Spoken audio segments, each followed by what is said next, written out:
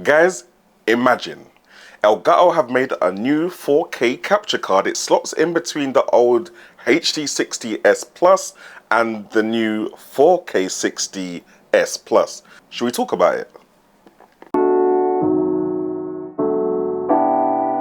Yes, what's going on, people? Tech Jamo, welcome back to the channel. And if it's your first time on the channel, well done for finding me. Make sure you reward yourself by hitting the subscribe, hitting that like, and hitting that notification bell so you don't miss any of the upcoming videos. Now we're out here obviously with another product from the Blue Box company, the Elgato HD60X capture card. Big shout out to Elgato for supporting the channel for a minute now, fam. You can find out more about Elgato and the HD60X from the links in the description section below. Alright, so Elgato HD60X, obviously man's opened the thing in the name of Instagram Reels and TikTok. But on the side here we've got high frame rate pass through, ultra low latency, HDR10 capture, HDR tone mapping, audio input, and USB 3.0 interface. And then you got all that stuff on the back there if you want to go and read that. And yeah, nice little Elgato Blue Box treatment. Okay, now let's get the thing open. Okay, that's what my man is saying, yeah? Let me put this to the side. Alright, pop that open. You got some Elgato instructions there. And then if we just unveil this, whee! You got all the goodies inside. So let's start off with the cables, the most boring bit. You got a standard HDMI cable in there, and you got a standard USB-C to USB 3.0 cable right here as well. This one looks like it's got a bit of length to it. I'd say about 1.5 to 2 meters. So yeah, definitely enough to get from your capture card to wherever your PC is. Next up, we got the capture card itself. Whew. Nice little bit of Elgato branding on the front there. Elgato branded on the top. You got some rubber feet here to stop it sliding around on the surface. And on the back, it looks like we've got right here HDMI in, USB-C port, and HDMI out. Nice and simple compared to the old HD60S Plus, which had HDMI in on one side and HDMI out and the USB on the other side, or however it was arranged. You've also got a 3.5mm analog audio in if you want to set up PS5 voice chat. Wicked. Next, you got some stickers. We love to see it. And some Elgato, what is this, like warranty information or something? I don't know. Important safety instructions apparently. That's it. In terms of specs now, pass through, yeah, we're talking 4K 60 HDR, but that's not really any news because most of Elgato's capture cards can reach that kind of pass through.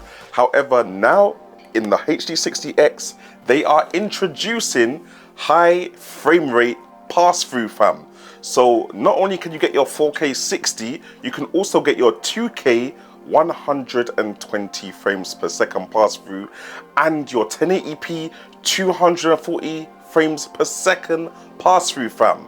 So whilst your audience is getting their 60 frames per second on the stream, because that's what most streaming platforms can handle, you can still get the full visual fidelity that your console is capable of. Now, in terms of what this card can capture and record, you get 2K resolution at 60 frames per second, 1080p at 60 frames per second, and you can get 4K. However, the 4K is capped to 30 frames per second. Bear in mind it does this with next to zero latency as well. So you can actually game off the monitor that you're using to record the footage from. Now, them frame rates and resolutions that man gave you obviously depend on whatever console you're using to record to in the first place. For example, if you're playing on Nintendo Switch, then you can kiss goodbye 4K because Nintendo don't seem to be blessing us with 4K anytime soon. Same way with PlayStation, even though PlayStation can pass through 4K, for some reason, Sony left out the option to pass through 2K. So whilst you can play 4K on the PlayStation and record to the Elgato HD60X in 2K, there's no magic way to trick your PlayStation 5 into allowing you to play at 2K resolution. Now bear in mind, although the HD60X allows you to play at, let's say, 4K resolution and downscale that to be recorded at 2K resolution, it doesn't work the other way around.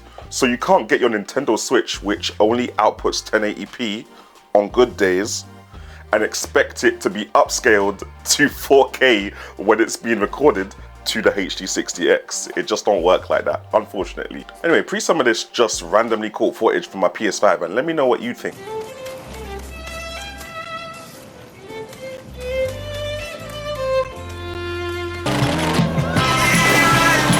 I'm good for my word. You got some boost.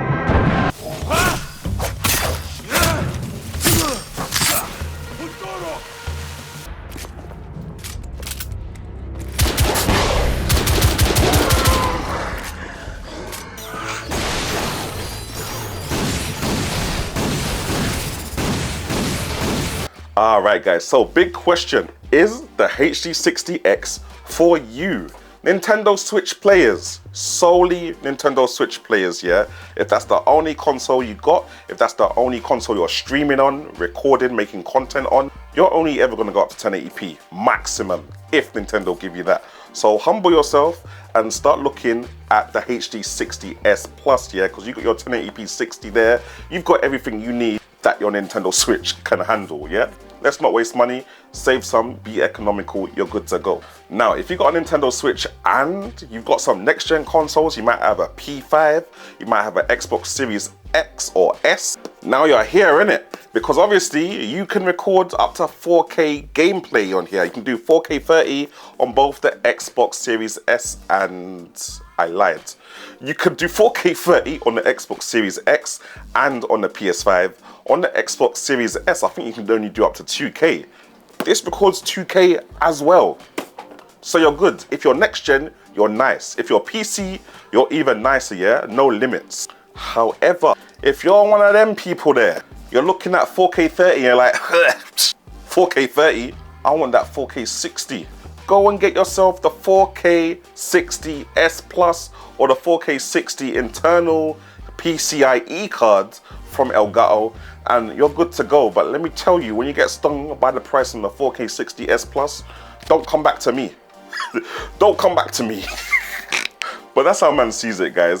Definitely, if you're, next gen, this is the next gen graphics card. That's it. It's as simple as that.